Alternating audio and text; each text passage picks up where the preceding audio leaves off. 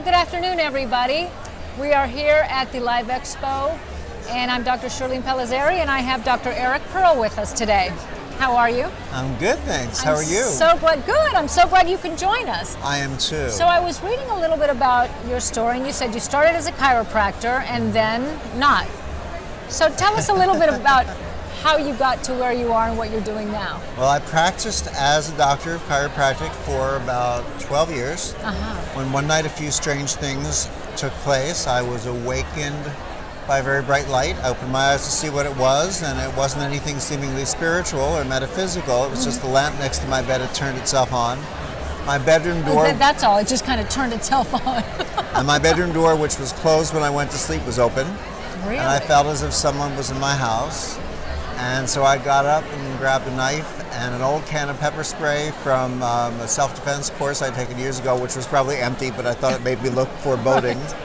And my Doberman pinscher and went searching through the house, couldn't find anyone, decided it was my imagination, went back to sleep.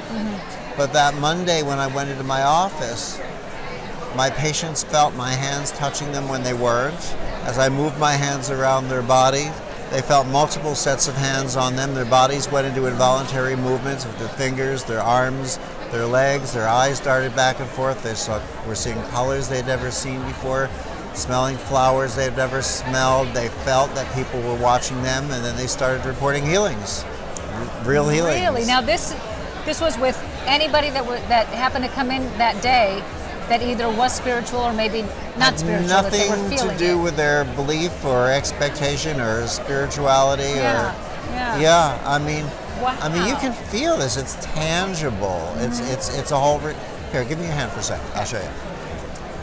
Just hold your hand there. Open your fingers. Okay. Got it? So Yeah. you're gonna hold your hand just where I have here. Real easy. Open. Get all controlled. Good. There we go. Okay. Okay, I'm gonna now relax. now watch your hand. Okay. I bring my hand in. My whole arm begins to float. If I push it down, it kind of bounces back up again. And I watch that little kind of a pulling feeling in your fingers. Do you see it? Yeah, I can feel it. What's it feel like? It's like my hand is pulsating. And notice, as I get further away from it, your fingers start to move. Yeah. You see that? Stronger? Yeah. Now, this is not just energy healing, because what we know about energy from the work of Dr. Beverly Rubik and others is that the further away you move with energy, the weaker the energy becomes. This actually becomes stronger with distance. It intensifies. Does the feeling stay the same, or is it changing? No, it's changing. How? I feel it. It's less strong. I don't feel it as like right there. I really feel it, Okay. like a tingling in now, my hand. as I stretch with it, what's happening with it? Oh my God! It's hard to describe how it feels. I mean, it feels like almost like a pulling or a. So there's more or less?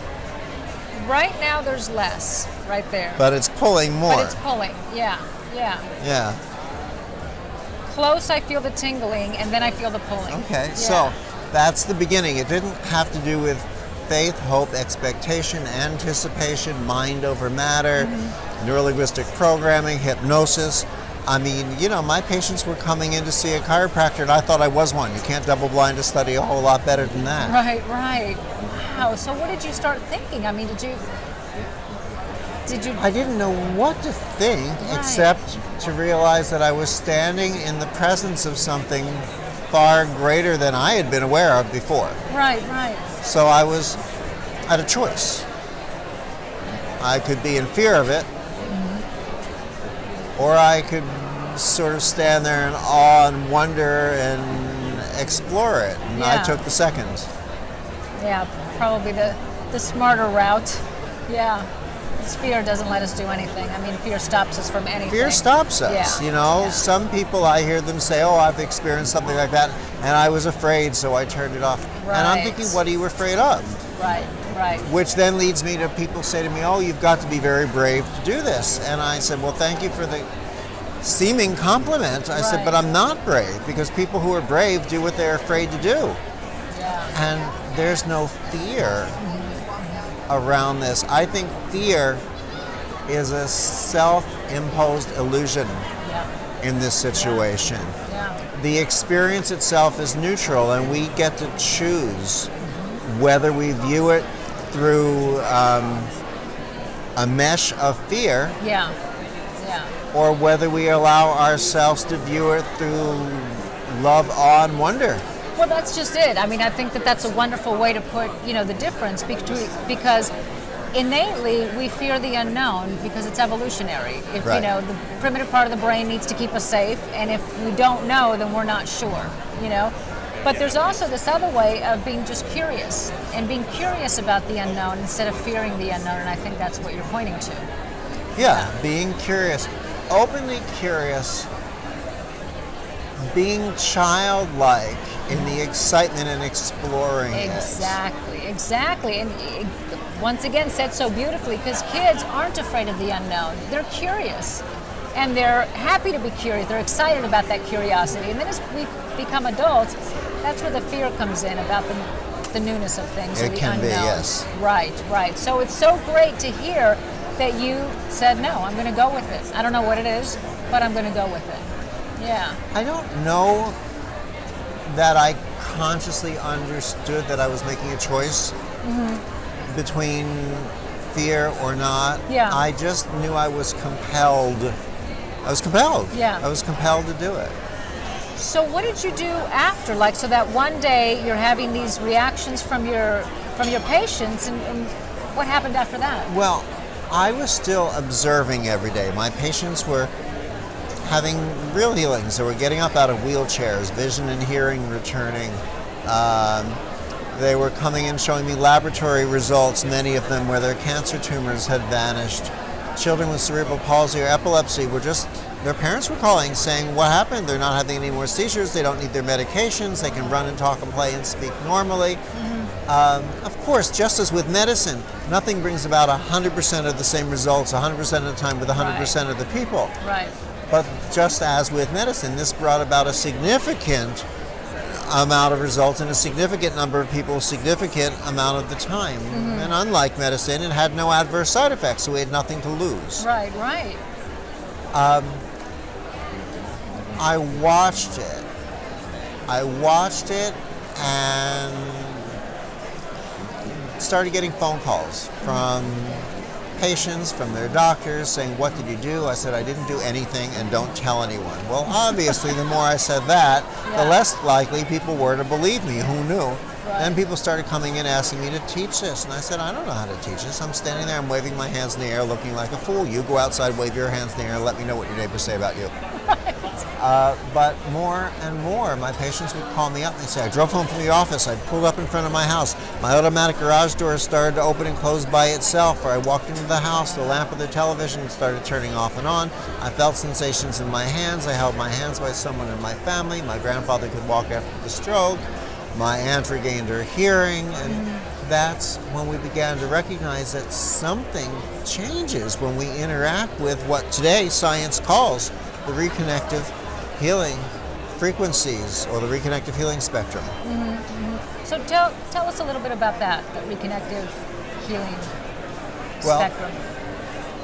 What we have been living in has been energy. Just as we've learned, everything here has been energy. Right. We were taught up until the year 2000 that we were three-dimensional, that we were height, width, and depth. In the year 2000, science formally accepted what Einstein had been telling us since the 1950s, that we were four-dimensional, height, width, depth, and time. So the way it's explained to me by a lot of the researchers is visualize this huge, vast, endless, multi-dimensional universe. And then within it is this bubble, or this balloon. The balloon itself is comprised of height, width, depth, and time, and everything inside the balloon has been energy. With our energy healing techniques, we've been focusing in on different subsets of energy. The Reiki portion, the Qigong portion, Jin Shin, Jorei, Alpha, Beta, Delta, Gamma, Quantum this, Mattress that. And we've been getting just parts. even if we study all the parts, we don't have the whole picture. Because these techniques give us views and perspectives onto the energy that's here. Like our religions give us views and perspectives onto God and love and the universe. Yeah. But even if we look out of the window of every religion, our view will still be limited. We'll never see the whole picture because each window is limited by the window frame and it's further limited by the wall that supports the frame. Exactly. So only when we go outside, maybe go up on the roof and have a party and join hands, can we see 360 degrees in all directions. Right. The person who can't see 360 degrees in all directions is the person who brings their window frame up with them. Well, it's the same with our energy healing techniques. They've been giving us portions, but only when we transcend the techniques, when we realize that we are more than our techniques and more than our techniques can give us, can we see the whole picture.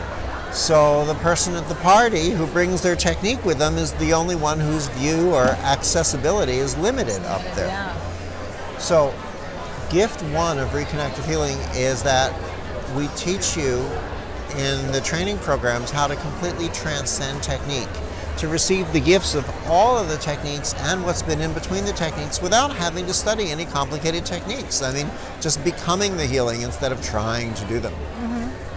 But you get a second gift after that. And that's because, as quantum physics explains to us, time today is moving faster. Not just from point A to point B, but it's moving faster in all directions at once. So time is expanding, which means our balloon or our bubble of existence is expanding. Right. What happens as the balloon expands? It becomes thinner, it becomes more sheer, more permeable. What's been inside of time is now able to interact with what has been timeless. Not just things we remember from past lives, but things that have been timeless of the universe. And so we access not just the subsets of energy, not just the entirety of the energy, but we access new timeless aspects of energy, light, and information that the researchers say they have not experienced here on the planet before. And this is why they feel that, unlike with energy healing techniques, with reconnective healing, the healings tend to be, well, A, fairly instantaneous, and B, they tend to be lifelong, so you don't have to come back again and again and again. It seems that of approximately 24 studies on reconnective healing, the 6 of them that focused on DNA specifically shows that the reconnective healing spectrum restructures, or as I like to say, reconnects our very DNA, not only raising the level of light that we emit, but allowing it to become more coherent, more harmonic, because we know today that the body does not heal the way we were taught in the past. Our bodies do not heal through biochemicals. Our bodies heal through energy, frequency, vibration, resonance, entrainment, and it's communicated via light. The light model explains things the biochemical model couldn't explain. The biochemical model couldn't explain how something can hit you here and affect you there simultaneously, because it took time at least for the biochemicals to move throughout the body. The light wave is everywhere at once.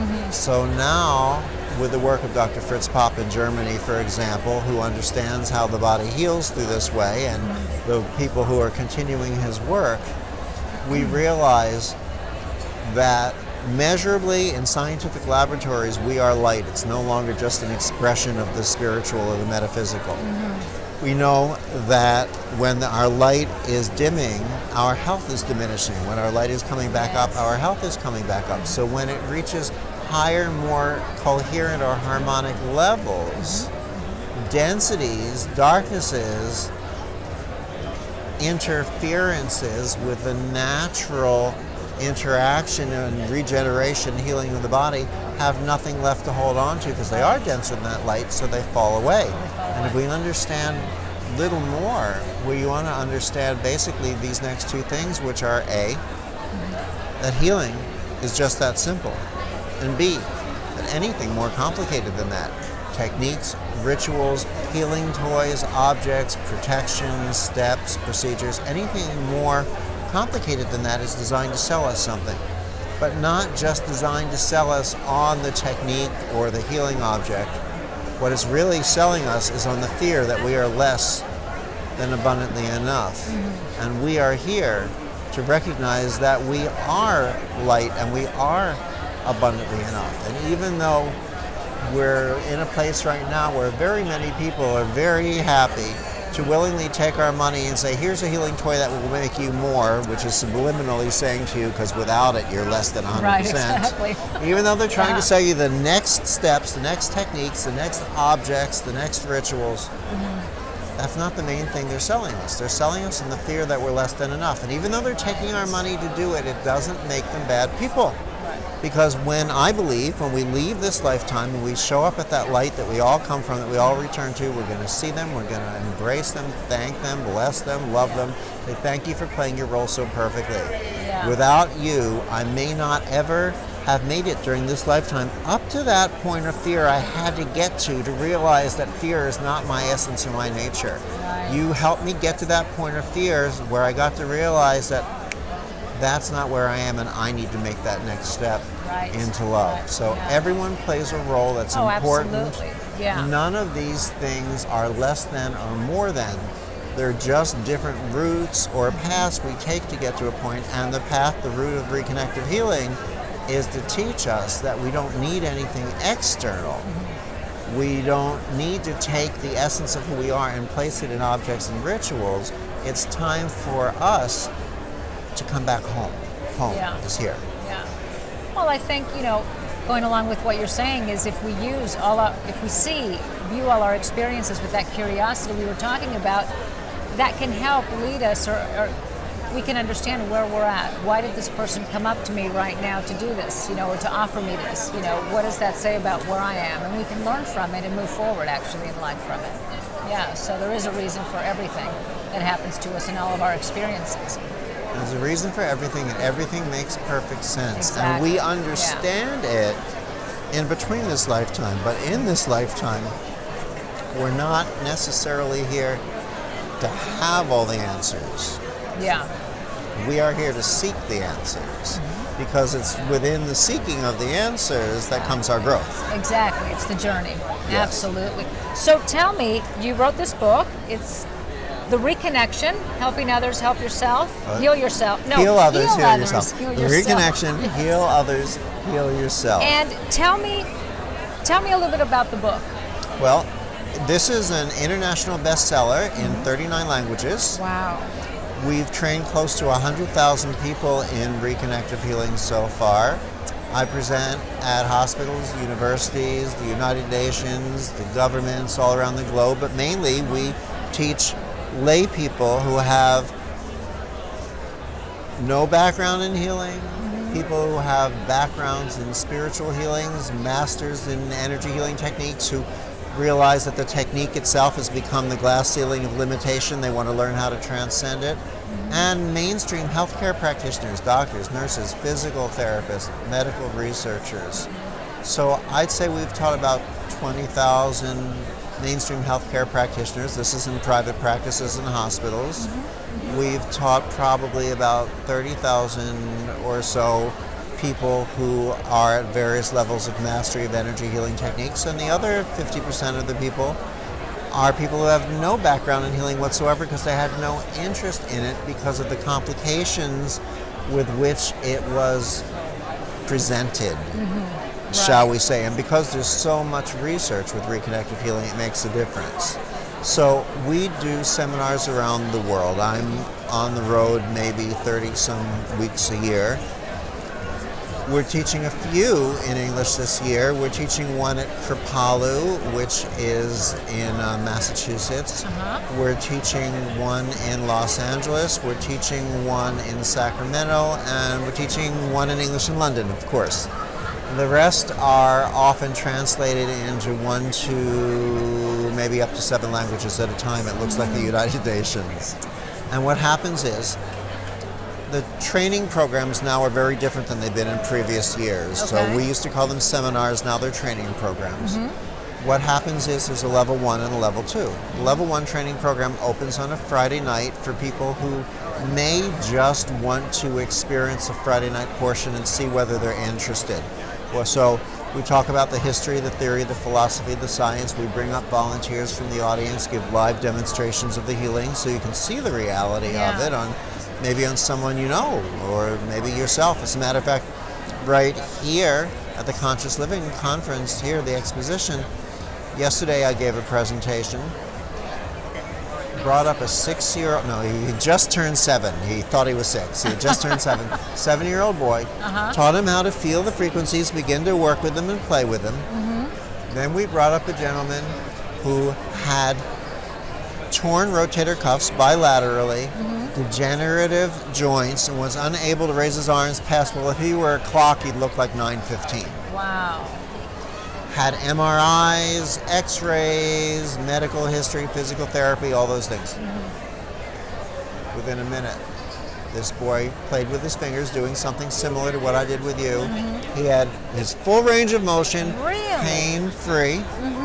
Pain-free. So we do these at our presentations so you can see the reality of this. Yeah.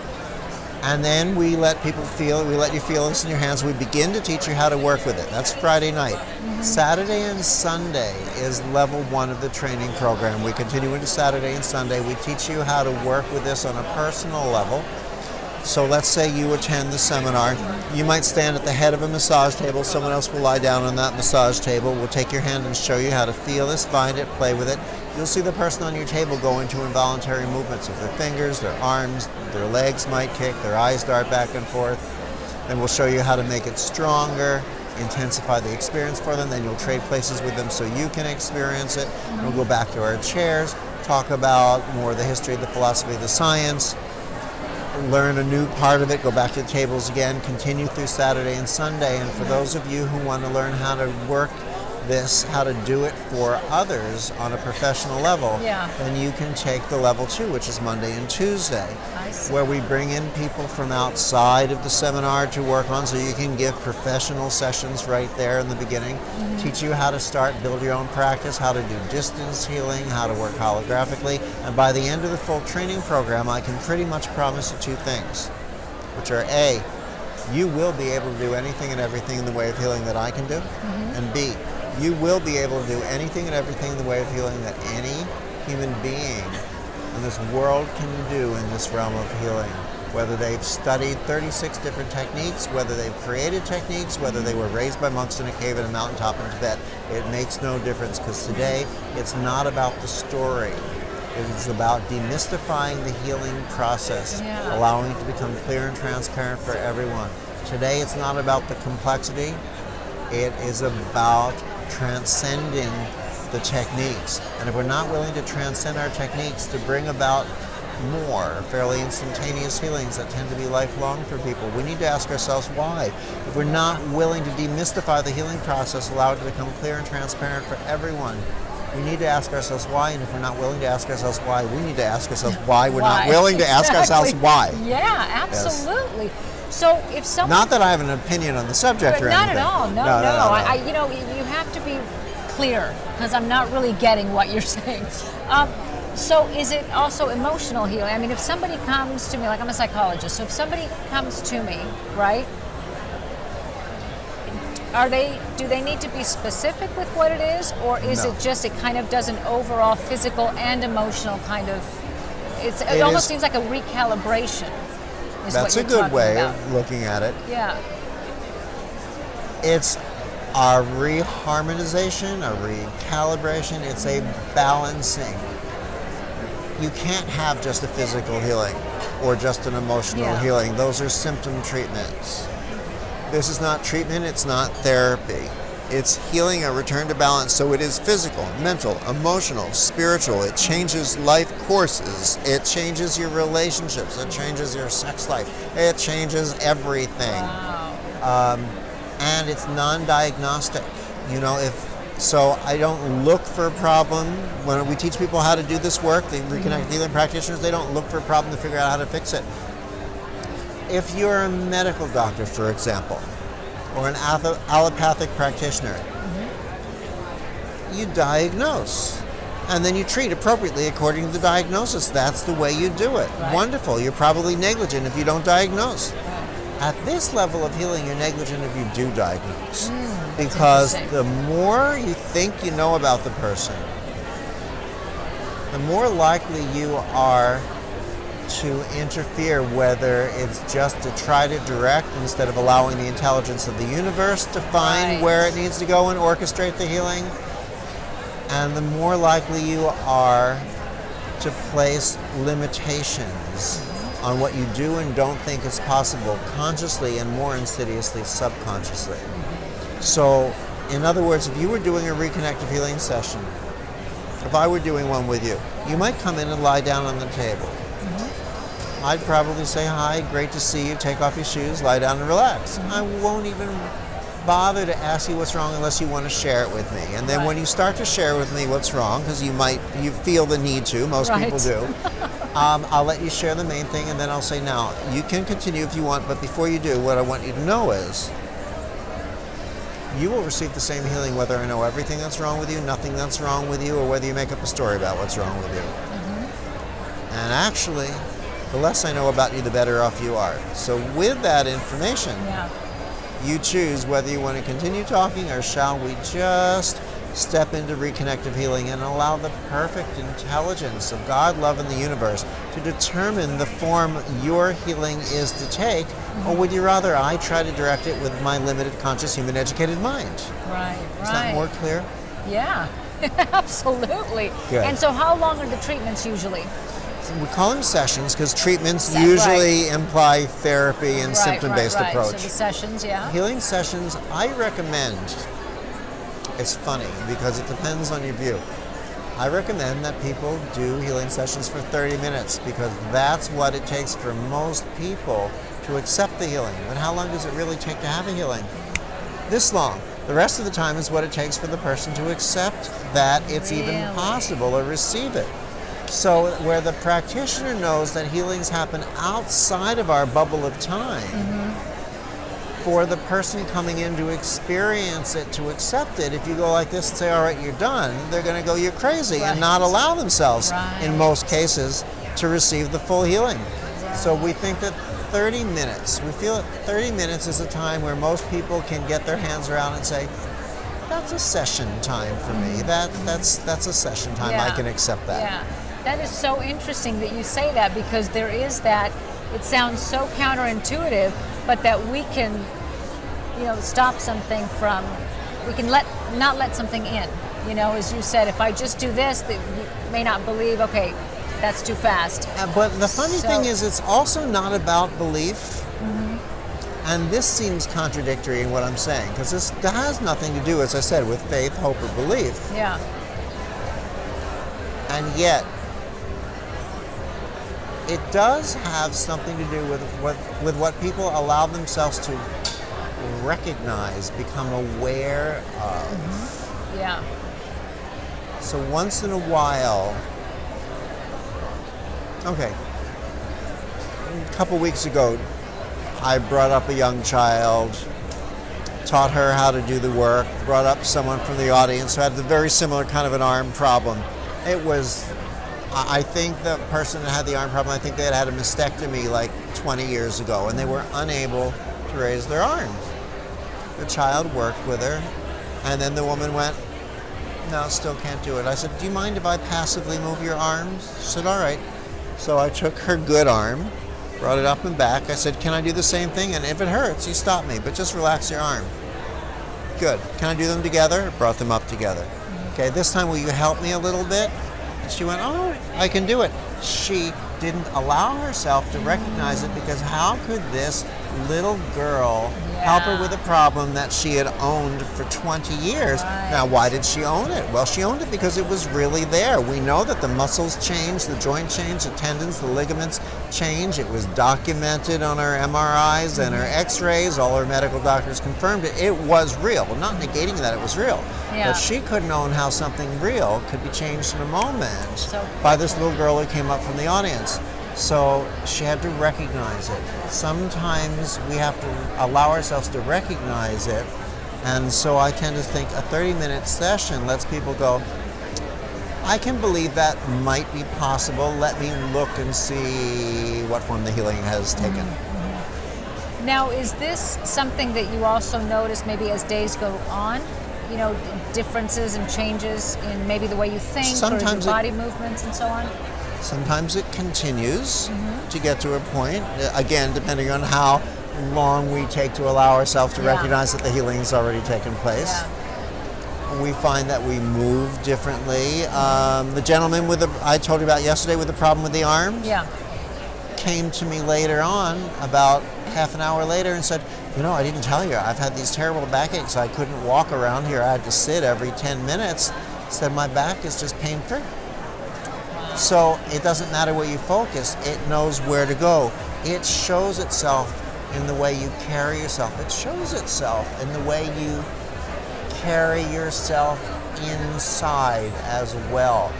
Oftentimes after you do reconnective healing on someone, you'll find that they'll come to you and say, I don't know what's happened to everyone at work. They've all gotten so friendly lately. What happened to them? And we have to accept it's not them. It's what you are emitting, making it safe and comfortable for them to now interact with you on a different level. Yeah. That's amazing. Wow. So did you ever find out what it was that came in that night to visit you? Or to change your course? Joe Cocker through the bathroom window? Exactly. I don't know. Well, one can only ascribe it to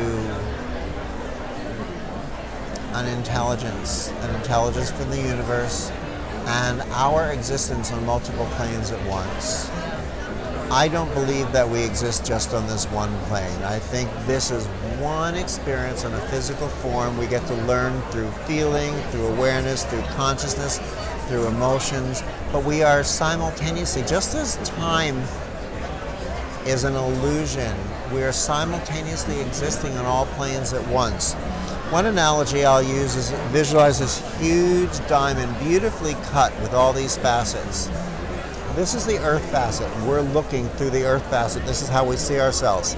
But if we allow ourselves to just diffuse our vision and look through, we can see another facet, another facet, another facet. Yeah. So a lot of us, we start to tune into things. People will say, oh, I'm recognizing that I'm a Pleiadian. I'm a Pleiadian. Now they become special. Guess what? We're all Pleiadians, we're all New Jerseyans, we're all Syrians, we're all existing on different facets of this diamond at once, but which ones are we focusing in? Right. None of us are special, and all of us are special. Right. We need to stop looking around, trying to figure out what makes us special and unique. Kiss me, I'm Italian. Kiss me, I'm Irish. Kiss me, I'm Jewish. Kiss me, I'm black. Throw the t-shirts away. Clean out your underwear drawers. Get some new ones. Say, kiss me, I'm you. Let's start to look at one another, if you're really brave and centered, and say, what makes you and I the same? Because our fear is that if we discover truly that we're all representations of God, just like rays of the sun all holographically contain the entire sun, they're representations of the sun, they're really all the same. We are that sunlight, we are rays of God love in the universe. And we are all one and the same, and we're afraid we will lose our individuation. When in reality, seeing that we are all one, the feeling that we are individual is the fear-based vision of ourselves we hold on to so that we know that we're here, because we're afraid that we won't know that we're here. We'll recognize that we're all one. And we come here feeling that we're separate and distinct, even to the point of arguing or murdering one another over it. Only as the key, the gift, the launching point to start to learn through the growth of the seeking, the searching, the discovery, to find out that we are all one at the same. And that's truly home. That's our existence. That's love. And that would dissipate all the fear. Of course. Because fear versus love is like light versus darkness. Right. Everything, every choice we make, every perception we have, every action we take is either based on fear, lack, limitation, the illusion of separation, the illusion of darkness, the need for control, judgment and ego, or love, prosperity, light, oneness, unity, and abundance. And we can't give a gift that we're not willing to accept or receive. We can't stand in fear, protecting ourselves with white flames and purple flames and gold flames and amulets, and facilitate healings that reside in love. We can't stand in the need for control, doing techniques A, B, and C in steps 1, 2, and 3 in healing, and facilitate healings that reside in freedom. We can't stand in a place needing to add things to ourselves, which is lack and limitation, because we're saying we're less than 100%, and stand in our abundance, which is where the healings reside. So at one point or another, we need to recognize that darkness doesn't exist. It's an illusion. If it existed, we could sweep it up, put it in a paper bag, and stick it out with the trash. Right. What we perceive as evil, as darkness, is really just that part of ourselves that we haven't allowed to shine as the light that we truly are. Right. Yeah. Oh, absolutely. So beautifully said. Thank you so much for coming here, Dr. Eric Pearl. The Reconnection, Heal Others and Heal Yourself. And tell us, do you have a website that our The listeners website is can- just the same as the name of the book, thereconnection.com. You have to use thereconnection.com. It tells you where our seminars are all around the world. In Los Angeles, September 11th. Okay. We're giving a seminar in downtown at the Biltmore Hotel. Okay. I think that around June and July we're giving some in the United States. One will be in Sacramento, one will be in Philadelphia, and later on in the year we'll give one in London, I think in October. Wonderful. Now, do you do any private healings anymore? Do you do teachings? I don't. I spend my time teaching others how to do what I can do. If I do healings, I live very happily, enjoy myself, waiting list for eternity. Yeah. But I can only help one person at a time, and when I go, it goes. Teaching people, every person I teach can touch as many people as I can touch. And if I do what I'm here to do, if I successfully do what I'm here to do, when I leave this body, this work will continue. But only if we take on the mantle of the responsibility to share healings with our families and our communities and the world as one. Absolutely, absolutely. Well, thank you so much for joining us. Thank you, my pleasure. It was really nice to meet you. Pick up The Reconnection, look them up online, thereconnection.com, and I think I'm going to join that training in September. That would be really nice. Yes. Thank you. Goodbye.